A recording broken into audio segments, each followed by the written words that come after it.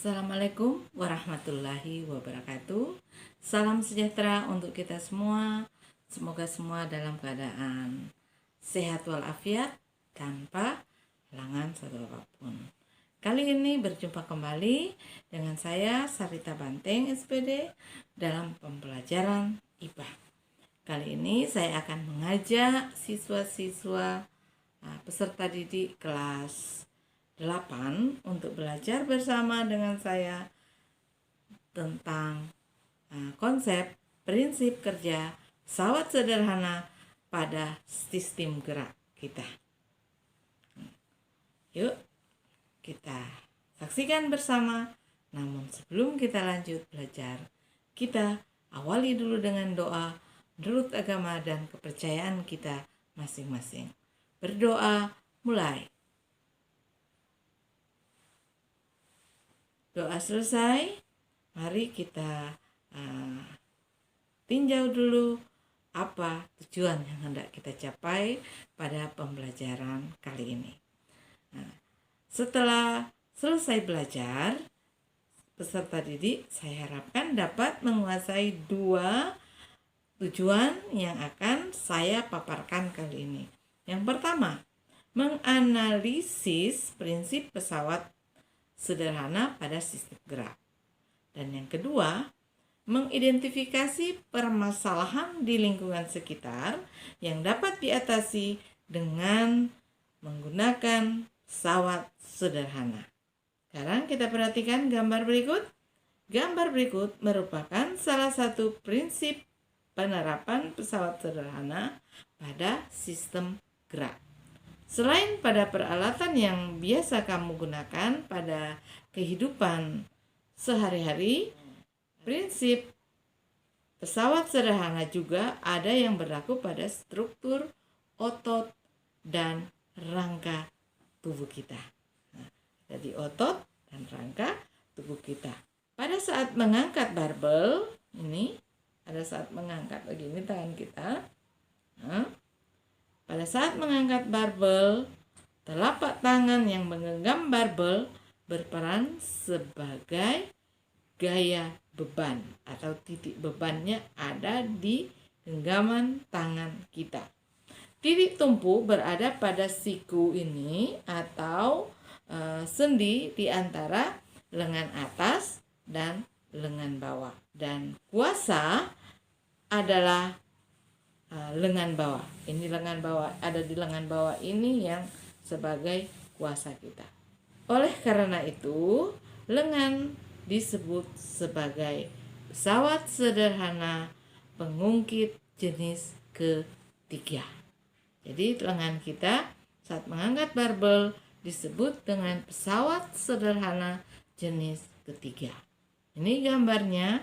Itu yang pertama, gambar posisi seseorang mengangkat barbel, dan yang kedua posisi lengan kuasa dengan beban dan penumpu pada tangan saat mengangkat barbel. Nah, ini ya, titik tumpunya ada di siku kita. Ini bebannya ada di genggaman tangan kita, dan lengan bebannya dari siku ke genggaman tangan kita. Titik kuasanya terletak di antara titik tumpu dan titik beban. Jadi makanya lengan ini disebut pengungkit jenis ketiga. Kita perhatikan gambar ini. Ini gambar dari seorang yang sementara bermain bulu tangkis. Nah, ini gambar ini adalah posisi kepala seorang pemain bulu tangkis saat melihat bola yang ada di atas kepalanya. Nah, ini posisinya. Berarti ini titik tumpu terletak di antara titik beban dan titik kuasa. Maka dia dikatakan pengungkit jenis pertama. Sementara gambar kedua ini pada saat gini memukul bola, ini pada saat kita memukul bola, situ titik tumpunya ada di siku dan titik bebannya di tangan, kuasanya ada di lengan bawah. Makanya dia dikatakan sebagai pengungkit jenis ketiga. Sedangkan pada saat kita menjinjit, menggapai itu bola, kita di situ masuk pada pengungkit jenis kedua. Karena apa?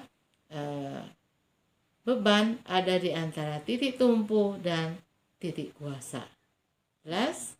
Di kesimpulan di sini, prinsip kerja pesawat sederhana pada otot dan rangka manusia adalah seperti sebuah pengungkit, di mana tulang sebagai lengan, sendi sebagai titik tumpu, dan kontraksi atau relaksasi otot memberikan gaya untuk menggerakkan bagian tubuh.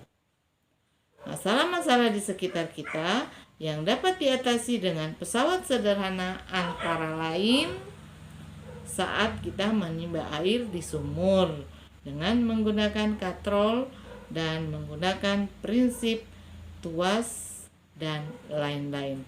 Pada saat kita mengangkat air di sumur, orang tua dulu belum ada katrol, mereka menggunakan bambu yang digantung di tiang di atas. Di tengah-tengah bambu itu diberi tali, kemudian digantung, dan di ujung daripada bambu yang satu ditaruh beban, dan ujung bambu yang lain ditaruh tali, baru digantungkan timba yang hendak kita gunakan untuk mengangkat air di sumur. Jadi itu masuk tuas jenis ke-1.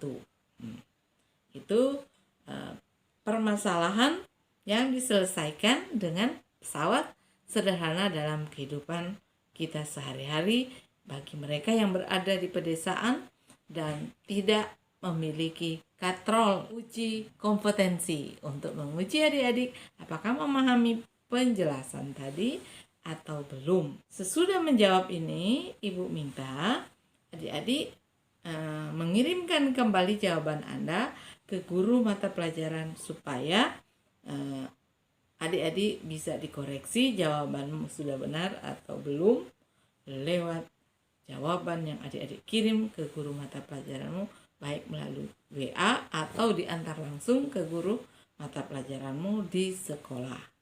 Nah, pertanyaan pertama, bagian-bagian tubuhmu yang menggunakan prinsip pesawat sederhana adalah lengan saat bermain bulu tangkis atau mengangkat barbel. Nah, jelaskan cara kerjanya. Nomor 2, permasalahan apa sajakah di lingkungan sekitarmu yang seharusnya diatasi dengan pesawat sederhana, namun sampai saat ini belum diselesaikan dengan menggunakan prinsip kerja pesawat sederhana? Ya, itu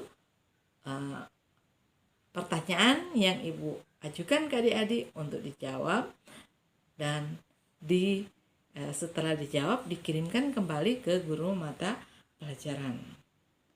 Sampai sini pelajaran kita. Semoga apa yang saya jelaskan tadi dapat tertanam di otak kita dan dapat kita aplikasikan dalam kehidupan kita sehari-hari untuk menyelesaikan masalah-masalah yang bisa diselesaikan dengan prinsip kerja pesawat sederhana dalam kehidupanmu. Sebelum kita akhiri pelajaran pada kesempatan ini, kita tutup dengan doa menurut agama dan kepercayaan kita masing-masing.